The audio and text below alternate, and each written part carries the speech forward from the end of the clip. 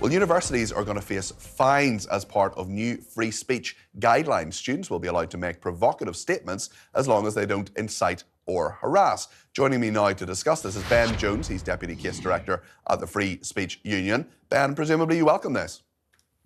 Very much so. The Act is something the Free Speech Union's been campaigning for a number of years. We're delighted it's on the statute books now. The Office for Students has a pretty big job ahead of it, kicking the higher education sector into defending free speech, academic freedom for students and academic staff and for visiting speakers. So obviously there needs to be some time for it to prepare. And we're very pleased that at the beginning of the next academic year, the Act will be in force. Ben, we've seen in America there are various heads that have ruled, actually, from heads of different universities. Liz Magill, who's the president of the University of Pennsylvania, a very highly paid, important role. These huge heads of university are very powerful political figures with a small p. She resigned shortly after a hearing at Congress last week. She said it was a context-dependent decision on whether supporting genocide was bullying or harassment. Should she have kept her job? Well, I think you can. It's pretty clear that that is something that would not be defended or permissible in any British institution. If you're in America, you could make a very libertarian, free speech purist argument that you should be able to call for genocide because that would be protected under the American Constitution. I mean, you might be able to argue for that. That certainly wouldn't be my view. But what's really bizarre about this situation, and I think we've seen something similar with the Metropolitan Police, is where suddenly you have these university bosses, in the cases you mentioned in America, latching on to freedom of speech as a tool, as something they're very keen on, very suddenly. And I think you can see a hypocrisy here where it comes to the particular issue of Israel and Palestine. They're willing to entertain the sorts of statements that would be completely anathema to them, completely inadmissible and repugnant if made about any other group other than Jews. Let's talk about one of those. I think we have a situation here where the hypocrisy is quite clear. I'm consistently in favour of freedom of speech within the law. We like to see the law becoming more liberal, more pro freedom of speech, as it has here with the new Act. Ben, I just want to ask you about one particular phrase which a lot of people have trouble with. I think it's anti-Semitic. I don't think it should be said, but people think that the phrase "from the river to the sea, Palestine will be free" is, some people think it's anti-Semitic. I am one of them. I don't think it should be said. I don't think it should be chanted. I'm giving that example because I want to talk about it. Do you think that is incitement? Because some people don't, and some people do. Surely it's hard to know where the line is to be drawn on all of this.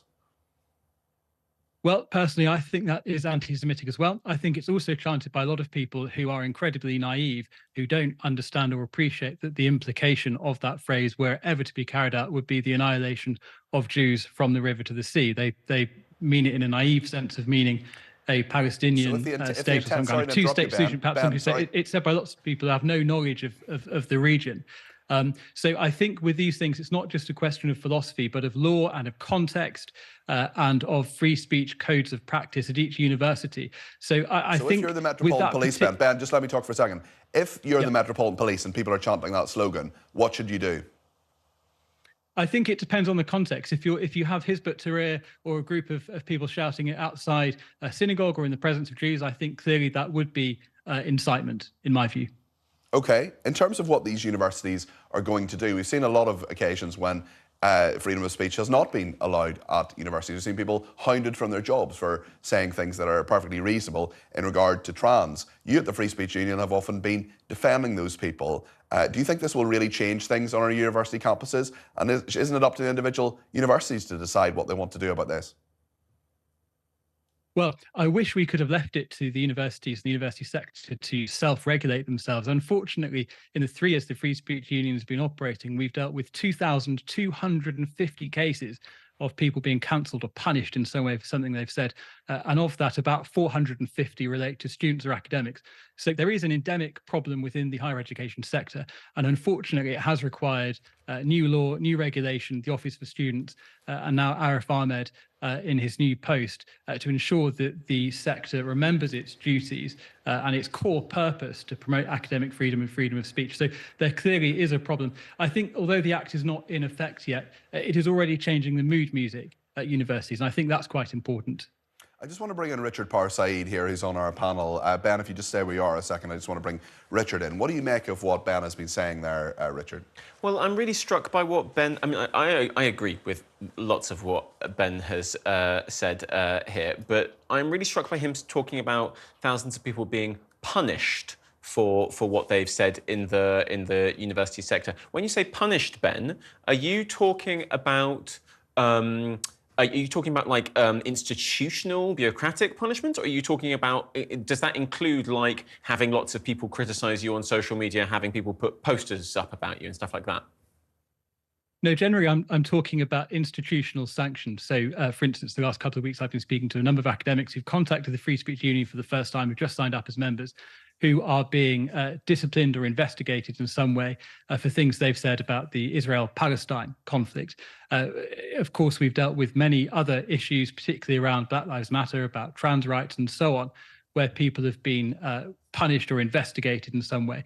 Just to be clear, of the 2,250 cases I mentioned, only about 20% relate to higher education. So about 450 cases involving students and academics. So it's a significant number, but there's a much bigger problem in employment. Okay, thanks, Ben. I want to remind ourselves of what has happened in America. This is a congressional hearing where various people, various heads of various universities, big universities like Harvard, like the University of Pennsylvania, were asked specifically in regard to context-dependent decisions on whether supporting genocide would be seen as bullying or harassment. Let's take a look.